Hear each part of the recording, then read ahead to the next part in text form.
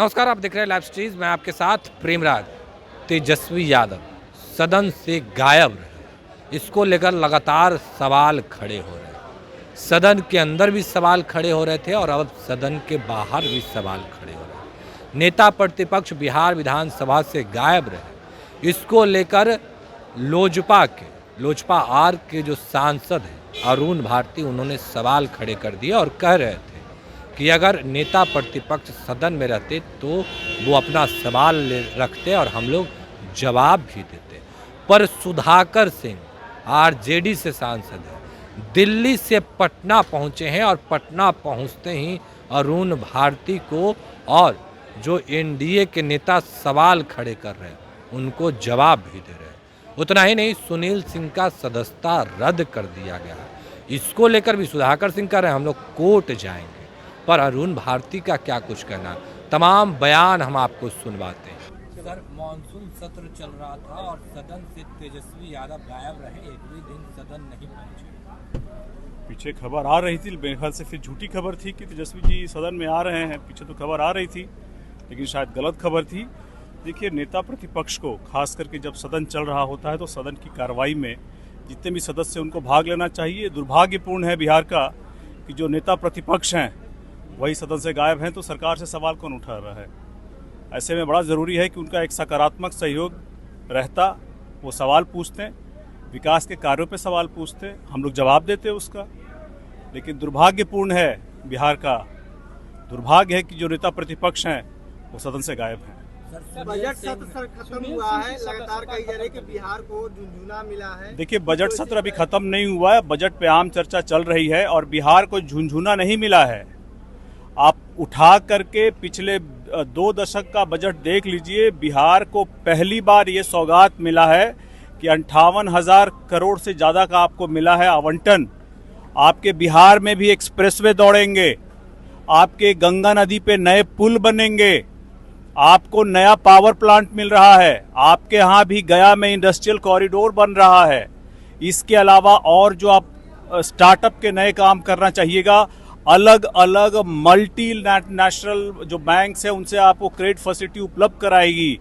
तो बिहार को झुनझुना नहीं मिला है। झुनझुना जो कह रहे हैं उनसे पूछे कि अब उनके पास मुद्दा क्या है। पहले तो बोलते कि बिहार को क्या मिला, जब बिहार को आवंटन मिल गया है तो वो लोग बोल रहे हैं कि झुनझुना मिला है। बिहार के लिए बहुत अच्छा बजट है।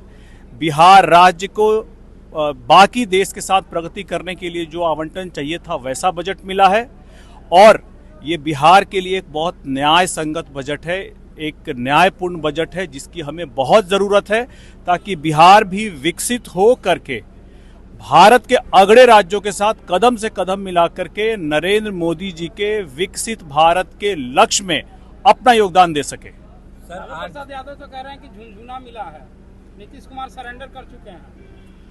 लालू जी से पूछिएगा, आदरणीय लालू जी से पूछा जाए कि उन्होंने जब वो यहाँ सरकार में थे या जब केंद्र में सरकार में थे तो किस तरह का आवंटन मिला था। झुनझुना उस समय मिला करता था, अब जो आवंटन मिला है एक विकसित बिहार। और जो मैं आगे बढ़ के कहना चाहूँगा कि जो हमारे राष्ट्रीय अध्यक्ष माननीय केंद्रीय मंत्री श्री चिराग पासवान जी का जो लक्ष्य था बिहार फर्स्ट, बिहारी फर्स्ट को, उसको भी सकारात्मक तरह से उसमें एक पॉजिटिव डेवलपमेंट है, उसको धरातल पे उतारने का ये पहल है। और इसके लिए माननीय प्रधानमंत्री जी, माननीय वित्त मंत्री जी को हम बिहारियों की तरफ से बहुत बहुत धन्यवाद है। सर, आरजेडी एमएलसी है सुनील सिंह, उन पे कार्रवाई की गई है और उनका सदस्यता भी रद्द कर दिया गया। देखिए, इस संबंध में मुझे खबर अभी शाम में मिली थी जब मैं लोकसभा से निकला था। बहुत ज़्यादा मुझे जानकारी नहीं है, मैं जानकारी ले लेता हूं कि पूरी बात क्या हुई है, इसके बाद ही इस पे मैं टिप्पणी कर पाऊंगा। सम्राट चौधरी की बीजेपी के प्रदेश अध्यक्ष से हटा दिया गया है, जिसको लेकर के रोहिणी आचार्य ट्वीट करके बोली है कि पहले तो पगड़ी उतरी, अब प्रदेश अध्यक्ष का कमान गया, अब मंत्री पद से भी जाएंगे। देखिए, ऐसा है कि बीजेपी अपने संगठन में क्या बदलाव करती है ये बीजेपी और उनके नेताओं का विशेषाधिकार है। ऐसे में चुनाव जो होने वाला है बिहार का, या जिस भी मद्देनज़र उन्होंने जो बदलाव किया है, हम लोगों ने उसको स्वीकार किया है। हमने नए अध्यक्ष जी को अपना कार्यभार संभालने के लिए उनको शुभकामनाएं दी हैं। ऐसे में रोहिणी आचार्य जी क्या कर रही हैं, कह रही हैं, उससे हम लोग को बहुत सरोकार नहीं है। पहले मुझे ये बताया जाए कि रोहिणी आचार्य जी हैं कहाँ, वो बिहार में है कि सिंगापुर में है। दूसरों को जो बाहरी बोल रही थी उनसे पूछा जाए कि आप ये ट्वीट बिहार से कर रही हैं कि सिंगापुर से। अगर आप सिंगापुर से ट्वीट कर रही हैं तो ये सवाल पूछने का आपका कोई औचित्य ही नहीं बनता है। आपने सारण की जनता को चुनाव के तुरंत बाद छोड़ करके आप अपने सिंगापुर चली गई। जैसे आप आई थी हेलीकॉप्टर से, आप हेलीकॉप्टर से चली गई वापस। तो ऐसे में उनका सवाल पूछना, ये कहाँ से सवाल पूछ रही हैं, ये ज्यादा महत्वपूर्ण है। पूरे सदन में विशेष राज्य दर्जे को लेकर हंगामा रहा। आप लोग भी कहते रहे कि बिहार में विशेष राज्य को दर्जा मिलना चाहिए। चिराग पासवान ने कहा कि नियम कानून बदलाव करने पड़ेंगे तो हम लोग करेंगे, लेकिन विशेष राज्य का दर्जा लेकर आएंगे। अब सदन में भी लोग कह रहे हैं विपक्ष की, हम लोग को विशेष राज्य के दर्जे से कम कोई मंजूर नहीं। देखिए ऐसा है, हमारी भी पार्टी की मांग है, हमारे राष्ट्रीय अध्यक्ष, हम सभी लोगों की मांग है कि बिहार को विशेष राज्य का दर्जा मिलना चाहिए। लेकिन आपको याद होगा कि इसी कांग्रेस की सरकार ने, जब नीति आयोग प्लानिंग कमीशन हुआ करता था, तो उन्होंने ऐसे प्रावधान डाले हैं जिसके कारण बिहार को विशेष राज्य का दर्जा नहीं मिल सकता। बहरहाल जब तक विशेष राज्य का दर्जा नहीं मिल जाता तब तक बिहार को विशेष पैकेज मिला, जिसकी शुरुआत हुई है इस बजट से, ताकि बिहार भी विकसित होकर के भारत के अगले राज्यों के सामने समक्ष खड़ा हो सके। लोकसभा का चुनाव खत्म हो गया, विधानसभा का चुनाव होने जा रहा है, आप लोग कितनी तैयारी? देखिए हम लोग विधानसभा चुनाव के लिए तैयार हैं और जहां जहां भी जो तैयारी हम लोगों को करनी है उसके लिए हम लोग तत्परता से लगे हुए हैं। और हम लोग को पूर्ण विश्वास है कि जो हम लोगों ने हमारा प्रदर्शन लोकसभा चुनाव में रहा है 2024 में, उसी तरह से हम लोगों का प्रदर्शन 2025 के बिहार विधानसभा चुनाव में भी रहेगा। कितने सीटों पर है तैयारी? कितने सीटों पर? ये गठबंधन के अंदर तय होगा और अभी इस पे चर्चाएं होंगी, तब आपको भी बता दिया जाएगा जब हमारे बीच ये सहमति बन जाएगी। तो 25 सीट का मांग अभी से ही कर चुके हैं। देखिए आदरणीय जीतनराम मांझी जी ने जो भी सीट मांगी है ये उनकी पार्टी का अपना विशेषाधिकार है, लेकिन ये बातें गठबंधन में तय होंगी। ये बातें गठबंधन में जब सब हम लोग बैठेंगे और हमारे नेता बैठेंगे, आपसी सहमति बनेगी, बात विचार होगा, उसके बाद तय होगा। लेकिन फिलहाल मैं आपको ये आश्वस्त कर रहा हूँ कि बिहार विधानसभा चुनाव 2025 में जो होगा, जो प्रदर्शन हमने लोकसभा चुनाव में दिखाया है, ये गठबंधन उसी तरह का प्रदर्शन 2025 के बिहार विधानसभा चुनाव में भी दिखाएगी। विधानसभा का चुनाव क्या पारस जी के साथ आप लोग लड़ेंगे 2025 में? देखिए इस पे मैं टिप्पणी नहीं करना चाहूँगा। हम जो एनडीए के राष्ट्रीय जनतांत्रिक गठबंधन के जो हम लोग पार्टनर्स हैं, जो हम लोग साथ में हैं, ये उनके मध्य में होगा। अब कौन अभी एनडीए में है नहीं है उनके बारे में मैं कोई टिप्पणी नहीं करना चाहूँगा। Thank you sir.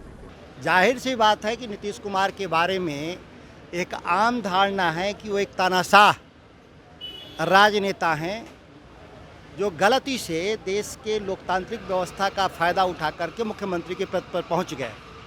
लेकिन जो उनके भीतर यह दुर्गुण है, इससे जाहिर हो रहा है कि देश में अघोषित आपात के काल की तरफ बढ़ रहा है। इसी तरह की कार्रवाई राहुल गांधी पर भी देश की सरकार और मोदी सरकार ने करवाई थी।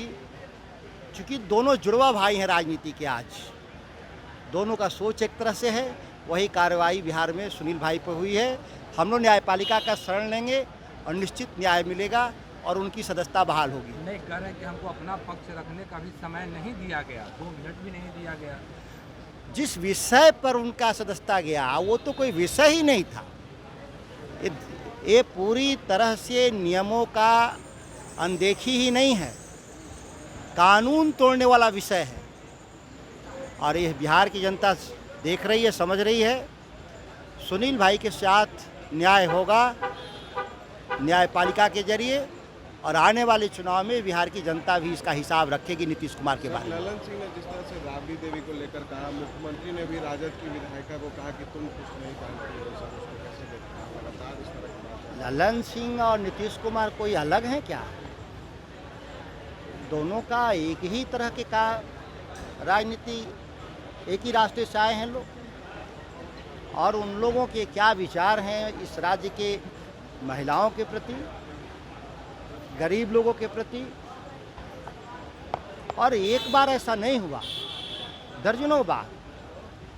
अब इन लोगों को रिटायर हो जाना चाहिए राजनीति से। यह राजनीति के लिए संकट है, बिहार के लिए संकट है।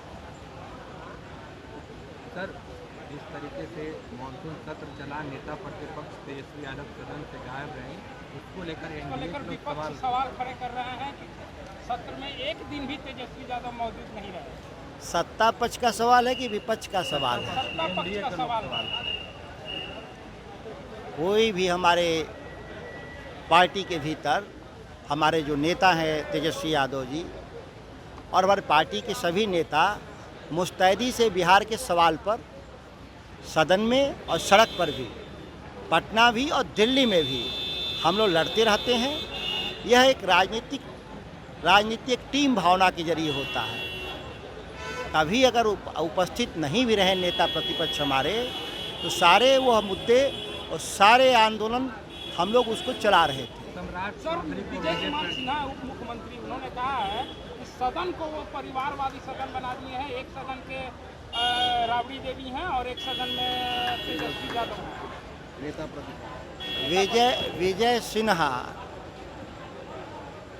यही जब विधानसभा के अध्यक्ष थे तो राज्य के मुख्यमंत्री नीतीश कुमार ने उनको क्या क्या भद्दी भद्दी बात बोले थे सदन में।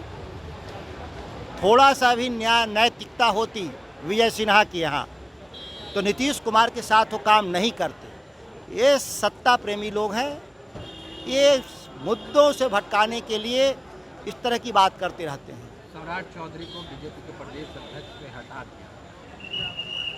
जिस तरह से उन्होंने नैतिक रूप से नीतीश कुमार के सामने सरेंडर करने का काम किया, उनका हश्र यही होना चाहिए राजनीति में। उनको हटाने से पहले इस्तीफा देना चाहिए था। लेकिन सम्राट चौधरी जैसे लोग नैतिकता की राजनीति नहीं करते, सुविधा की राजनीति करते हैं। लोगों ने उनके साथ ठीक किया। तो अभी आप सुधाकर सिंह और अरुण भारती का बयान सुन रहे थे कि किस तरीके से दोनों नेताओं ने अपनी अपनी बातों को रखा है। देखिए, एक ओर से जहां तेजस्वी यादव के बचाव में खड़े थे, तो दूसरी ओर से लगातार तेजस्वी यादव पर सवाल खड़ा किया जा रहा था। अब देखने वाली बात होती है कि अब आगे और भी क्या कुछ होता है, क्योंकि लोकसभा का चुनाव खत्म हो गया, विधानसभा का चुनाव होना है। कौन से दल के लोग कितने तैयार हैं, ये तमाम सवाल भी पूछे गए थे। उतना ही नहीं, मुख्यमंत्री नीतीश कुमार को लेकर भी क्या कुछ कर रहे थे आपने सुना। फिलहाल के इतना ही। बने रहे लाइव के साथ। धन्यवाद।